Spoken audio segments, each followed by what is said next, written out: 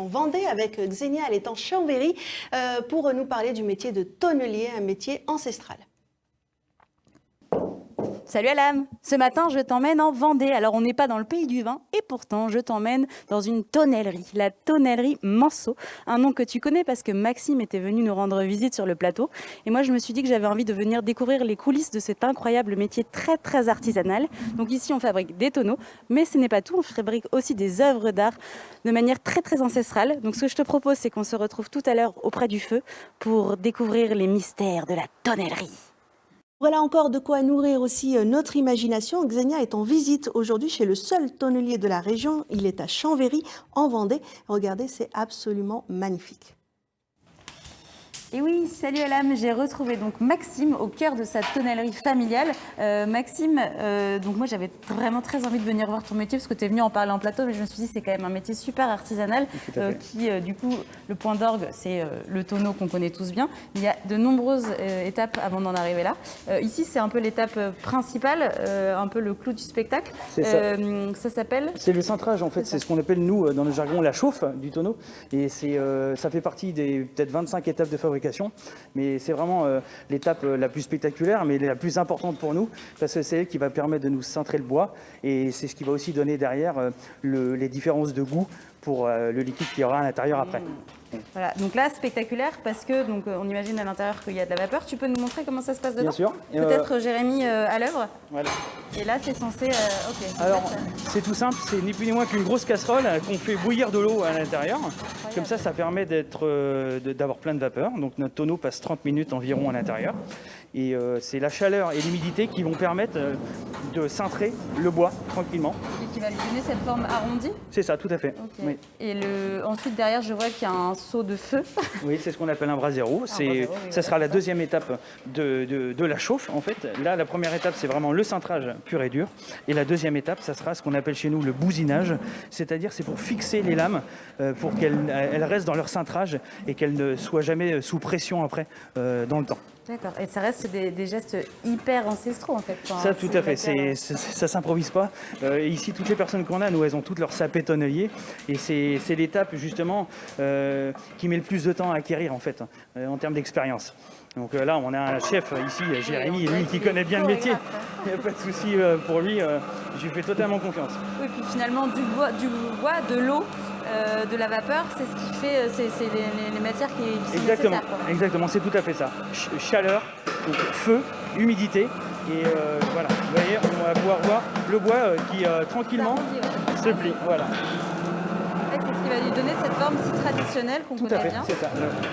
Juste en quelques temps, parce que là, ça a passé combien de temps dans le feu? Voilà, c'est resté 30 minutes. Donc, quand on le cintre juste au feu, il faut un peu plus de temps. Mais nous, dans la petite tonnellerie, on est obligé en fait de passer par la vapeur hein, parce que le cintre est beaucoup plus impressionnant, beaucoup plus dur.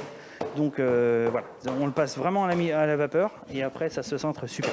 Voilà. Une belle démonstration de tradition et de tradition séculaire, je dirais.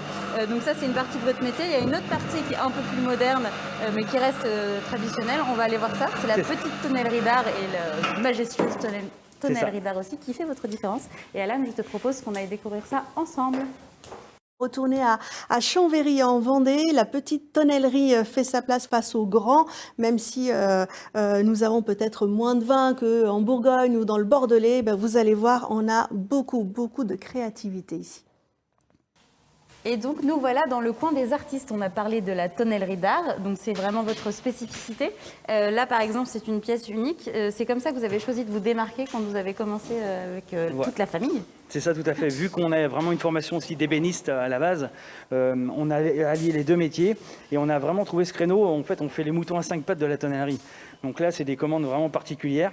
Ça va aller en fait dans un rayon cave d'un supermarché pour servir de lustre, de puits de lumière, si vous voulez par là. Ah, donc vous passez du tonneau classique pour le vin à des œuvres d'art, des choses qui vont servir. Là, j'imagine que ce sont des tables. C'est ça, c'est des commandes fermes. C'est des tables, voilà, que Marius est en train de faire.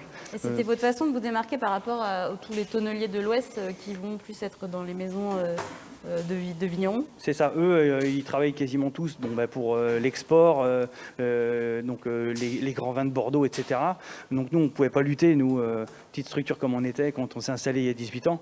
Donc on a vraiment choisi ce créneau d'allier justement cette force qu'on avait, c'était les deux métiers, la tonnellerie avec l'ébénisterie. Tu dis on parce que ton papa était avec toi. C'est ça. Il était ébéniste et du coup vous avez allié vos deux savoir-faire. Oui. Un savoir-faire que vous avez emmené aussi au Puy du Fou parce qu'on vous retrouve l'été au Puy du Fou où vous montrez votre travail, quoi. C'est ça, il y a 18 ans quand on a commencé, donc mon père m'a appris le métier d'ébéniste, moi je lui ai appris le métier de tonnelier. On a repris une entreprise et dès la première année, on s'est installé donc au Puy du Fou à la Cité Médiévale, où là-bas on montre tout notre savoir-faire devant les gens et nos produits. Les gars, entre la génération et le Puy du Fou, ça fait une sacrée histoire de transmission, quoi. Ah ben ça, oui, c'est sûr. Et maintenant j'ai deux petits gars, je verrai bien s'il y en a un qui veut faire ça. Est-ce qu'il va être tonnelier? Est-ce qu'il y a des pièces un peu dingues? Enfin là, déjà ce Puy de Lumière, il est fou.